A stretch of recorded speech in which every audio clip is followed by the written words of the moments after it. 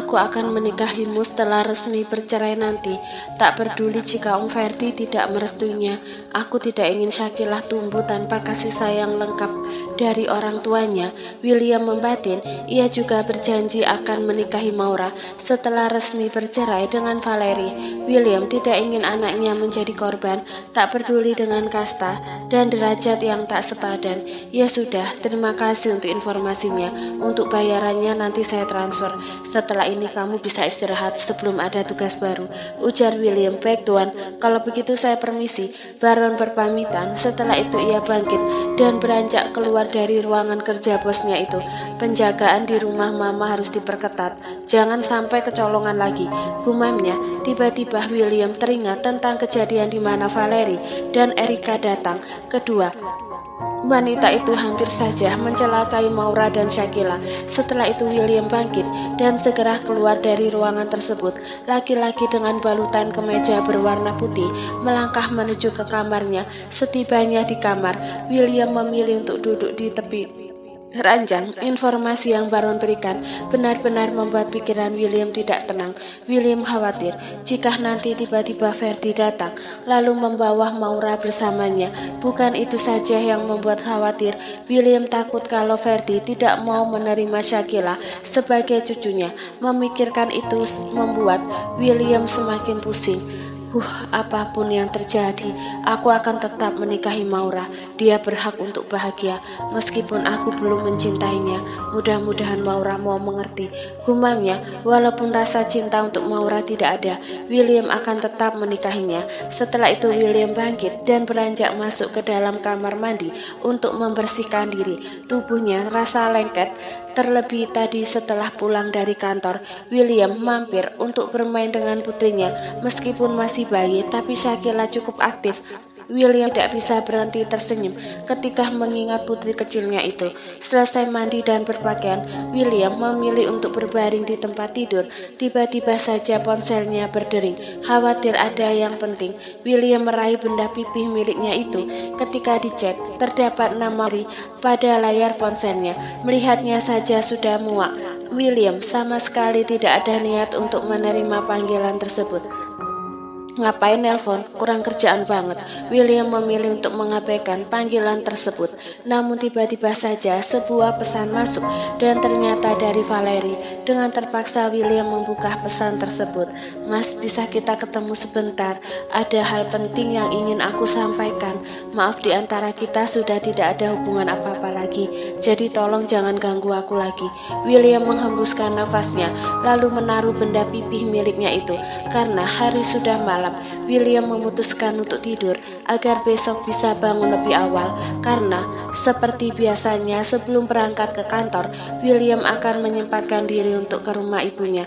Di seberang sana, Valerie tengah kesal lantaran pesan yang dikirim untuk mantan suaminya diabaikan begitu saja oleh William. Valerie berencana untuk menggoda William, dengan begitu ia bisa kembali lagi. Tak rela jika harus berpisah begitu saja dengan laki-laki yang sangat Valerie cintai. Valerie, kenapa? Tanya Erika yang dapat melihat kegelisahan putrinya itu. Mendengar pertanyaan dari ibunya sontak membuat Valerie menoleh lalu kembali duduk.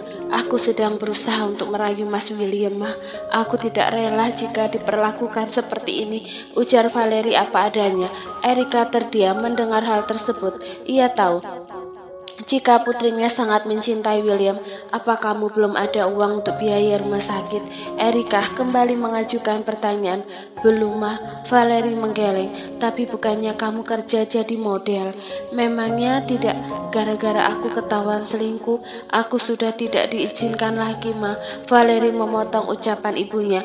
Mendengar itu Erika hanya menghela nafas. Akankah kehidupannya akan kembali seperti dulu, serba kekurangan? Tiba-tiba saja ponsel milik Valerie berdering. Wanita itu sampai terkesiap lalu mengambil benda pipih miliknya itu. Tertera nama Alex pada layar ponselnya. Valerie tahu Alex menghubunginya karena ada pelanggan lagi, dan Valerie berjanji tidak akan melakukannya lagi. Tapi dengan keadaannya yang seperti sekarang ini membuatnya bimbang. Halo, ada apa? kamu sudah tidak butuh uang lagi. Soalnya aku ada pelanggan yang nyariin kamu. Mau diterima apa enggak? Lumayan loh. Valerie diam. Sesungguhnya ia nampak bingung. Haruskah menerima tawaran dari Alex? Tapi sama saja ia harus menjual diri lagi. Dan belum tentu Alex mau membayarnya dengan mahal. Tapi saat ini Valerie benar-benar membutuhkan uang yang tentunya tidak sedikit. Kalau bayarannya seperti kemarin, aku tidak mau. Aku yang capek, tapi kamu yang makan uangnya. Memangnya kamu minta berapa? Aku minta 5 juta untuk satu pelanggan. Oke, tidak masalah. Sekarang kamu siap-siap ke apartemen. Mereka sudah menunggumu. Sekarang, buruan. Sambungan telepon terputus. Valerie menghela nafas. Ia benar-benar tidak punya pilihan lain selain menerima tawaran tersebut. Setelah itu Valerie kembali masuk ke dalam ruang rawat ibunya. Erika menatap putrinya yang tengah berjalan mendekat. "Ma, aku keluar sebentar ya, mau cari pinjaman," kata Valerie. Tidak mungkin ia mengatakan yang sejujurnya kepada ibunya. "Ya sudah, tapi jangan lama-lama," saut Erika, sedangkan Valerie hanya mengangguk. Setelah itu Valerie segera keluar dari ruang rawat ibunya. Tujuannya saat ini adalah apartemen milik Alex. Dalam perjalanan, Valerie tidak bisa tenang. Jika ada jalan yang lain, Valerie pasti memilih jalan yang lain, tapi sayangnya tidak ada. Hari telah berganti seperti biasanya. Pagi-pagi sekali William sudah sampai di rumah ibunya, dan saat ini William sedang mengajak putrinya untuk jalan-jalan di taman yang ada di belakang rumah ibunya. Syakilah nampak bahagia saat bersama dengan William, dan begitu sebaliknya. Ketika pulang bekerja, seketika rasa lelah hilang saat melihat senyum putrinya. Syakilah benar-benar menjadi penyemangat untuk William. Itu sebabnya sebelum berangkat ke kantor dan setelah pulang, William selalu menyempatkan diri untuk ke rumah ibunya terlebih dahulu. "Sayang, semalam rewel enggak?" William mengajak putrinya untuk bicara, sementara Syakilah hanya menanggapinya dengan senyum, dan itu sudah membuatnya bahagia. "Sayangnya papa cantik banget sih." William mencium pipi cabi putrinya yang begitu menggemaskan. Mas sudah sarapan?" "Kalau belum sarapan dulu, biar Syakilah sama aku," ujar Maurah yang baru saja datang. William sempat terkejut karena tiba-tiba mendengar suara Maurah. "Aku belum lapar," kata William. Mendengar itu Maurah hanya mengangguk. "Maurah, ada yang ingin aku bicarakan," ucap William. Kemudian Maurah mengerutkan keningnya. Ia merasa penasaran dengan apa yang hendak William bicarakan. "Mau bicara apa, Mas?" "Bicara saja," ujar Maurah. "Setelah aku dan Valerie resmi bercerai, aku akan menikahimu," kata William. Maurah tak terkejut karena sebelumnya William pernah mengatakan hal tersebut. "Apa alasan Mas menikah denganku?" Maurah mengajukan pertanyaan, dan hal tersebut membuat William bungkam. "Aku ingin Syakilah mendapatkan kasih sayang yang lengkap dari kedua orang tuanya. Aku tidak ingin Syakilah bernasib sama seperti kamu. Apa kamu tidak kasihan?" ungkap William. Kali ini Maurah yang bungkam. Tentu saja ia tidak ingin putrinya bernasib sama seperti dirinya. Tapi bukan berarti Maurah harus menikah dengan laki-laki yang tidak mencintainya. Kalau hanya itu alasannya, lebih baik jangan. Aku tidak mau menikah dengan laki-laki yang tidak mencintaiku. Aku tidak mau menikah dengan laki-laki yang hanya menerima putriku saja. Maurah menjeda ucapannya. Lagi pula Mas tetap bisa memberikan kasih sayang kepada Syakilah walaupun kita tidak menikah. Maurah, kamu jangan egois dong. Aku memang belum mencintai kamu, tapi aku tidak ingin Syakilah bernasib sama seperti kamu. William memotong ucapan Maurah, bahkan dengan nada suara yang tinggi.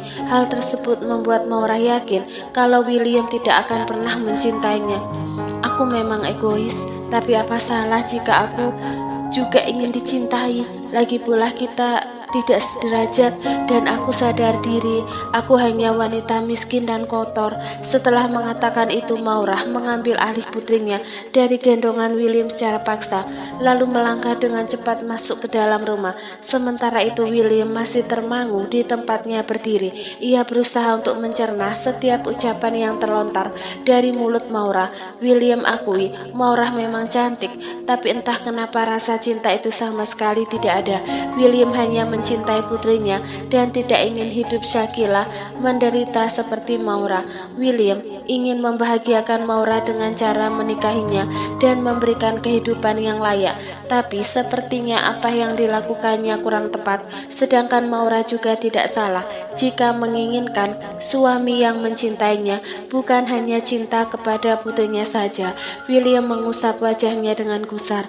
Maura, kamu tidak salah menginginkan suami yang mencintaimu, tapi apa kamu tidak memikirkan Shakila? Kalau kamu tahu jika ayahmu masih hidup dan sengaja meninggalkan kamu dan ibumu, apa kamu akan tetap keras kepala seperti ini? Gumamnya, William memang belum memberitahu perihal ayahnya yang masih hidup, dan mungkin Maura juga tidak tahu jika ayah William meninggal karena Handoko, omnya sendiri. Setelah itu William memutuskan untuk kembali masuk ke dalam. Setibanya di dalam, laki-laki itu langsung menghampiri ibunya yang ada di meja makan. Melihat putranya datang, Soraya bangkit dan melangkah mendekatinya. Sudah lama, sudah sarapan belum? Tanya Soraya. Lumayan mah, nanti saja di kantor, jawab William. Ya sudah, William pergi sekarang mah. William mencium punggung tangan ibunya. Sudah ketemu sama Shakila? Tanya Soraya kemudian, sedangkan William hanya mengangguk. Setelah berpamitan, laki-laki dengan setelan jas berwarna hitam itu segera melangkah pergi, walaupun dalam hati masih ada yang mengganjal. Di lain tempat, saat ini Handoko tengah duduk termenung. Sudah hampir sebulan istri dan anaknya mendekam di penjara. Laki-laki itu sama sekali tidak melakukan apa-apa agar istri dan anaknya bisa bebas. Justru Handoko sibuk dengan urusannya sendiri. Walaupun rumah ini sepi tanpa adanya Rianti dan Rosa, tapi setidaknya aku bisa bebas melakukan apa saja, ucap Handoko sembari menyeruput secangkir kopi yang masih mengepul. Saat ini Handoko tengah menjalin hubungan dengan seorang janda. Keduanya sudah cukup lama kenal dan menjalin hubungan secara diam-diam. Dan semenjak Rianti di penjara, Handoko menjadi leluasa untuk bertemu dengan kekasih gelapnya. Tiba-tiba saja suara ketukan pintu membuat Handoko terkesiap. Lantas laki-laki itu bangkit dan melangkah menuju pintu. Setibanya di depan pintu, Handoko langsung membukanya. Setelah pintu terbuka, Handoko sedikit terkejut melihat siapa yang datang. Tuan, Handoko menunduk memberi hormat. Silahkan masuk Tuan. Handoko mempersilahkan tamunya untuk masuk ke dalam. Laki-laki dengan setelan jas berwarna abu-abu itu melangkah mengikuti Handoko. Silahkan duduk Tuan. Setibanya di dalam, Handoko mempersilahkan tamunya untuk duduk. Keduanya kini sudah sama-sama duduk dan untuk sejenak suasana menjadi hening. Ada apa? Tuan tiba-tiba datang. Apa ada sesuatu yang penting? Handoko mengajukan pertanyaan lebih dulu. Kedatangan saya ke sini untuk menanyakan tentang Rahayu dan anak saya. Bagaimana keadaannya? Mereka baik-baik saja kan? Ucap Ferdi. Laki-laki yang bertamu ke rumah Handoko adalah Ferdi. Rahayu sudah meninggal saat putri Tuan berusia 8 tahun, sahut Handoko. Bagai disambar petir siang bolong. Ferdi tidak menyangka jika istrinya sudah meninggal. Yang Ferdi tahu, Rahayu masih hidup dan ia berencana untuk memboyongnya ke rumah yang sudah disediakan. Kamu jangan bohong. Tidak mungkin Rahayu. Untuk apa saya bohong? Tuan sendiri yang meninggalkan Rahayu yang saat itu tengah hamil besar. Sejak saat itu tidak ada kabar dari Tuan. Rahayu melahirkan sendiri dan membesarkan putrinya sendiri. Handoko memotong ucapan Ferdi. Sejak Ferdi memilih untuk pergi dan menikah dengan Widya, laki-laki itu tidak pernah memberi kabar. Maaf, saya tidak bermaksud untuk melakukan itu. Itu sebabnya sekarang saya datang dan berniat untuk memboyong mereka, ucap Ferdi dengan penuh penyesalan. Tapi semua itu sudah tidak ada gunanya lagi. Andai saja Ferdi tidak terlalu sibuk dengan keluarga barunya, mungkin kejadian buruk itu tidak akan menimpa Rahayu. Ingin rasanya Ferdi mengulang masa lalunya, tapi semua itu tidak mungkin. Ibarat nasi yang sudah menjadi bubur dan penyesalan selalu datang terakhir. Kalau boleh tahu, Rahayu meninggal karena apa? Tanya Ferdi. Sakit kanker. karena tidak ada biaya. Akhirnya Rahayu menghembuskan nafasnya yang terakhir, jawab Handoko. Mendengar itu Ferdi diam, rasa bersalah karena sudah menelantarkan wanita sebaik istrinya itu. Dan selama ini Ferdi juga terlalu termakan omongan Widya, sehingga ia begitu abai dan tidak memikirkan istri dan putrinya. Sekarang Maura ada di mana? Tanya Ferdi kemudian. Maura tinggal bersama dengan keluarga Soraya, dan yang saya dengar Maura juga dihamili oleh Tuan William, jawab Handoko. Seketika mata Ferdi melotot mendengar hal tersebut. Dadanya tiba-tiba bergemuruh, menahan amarah. Kamu jangan bercanda. Tidak mungkin. Ferdi tidak percaya begitu saja. Ia masih ragu. Saya tidak bercanda, Tuan. Memang itu yang sebenarnya terjadi, dan saya mengetahuinya dari orang-orang terdekat keluarga Soraya. Sebagian dari keluarga besarnya juga sudah ada yang tahu Tuan William sudah menghancurkan masa depan Maura dan mungkin tidak berniat untuk bertanggung jawab, atau mungkin Tuan William sengaja melakukan itu untuk balas dendam. Handoko memotong ucapan Ferdi. Laki-laki berjas itu kembali diam. Jika benar William balas dendam melalui putrinya, Ferdi akan membalasnya dengan cara yang lebih menyakitkan.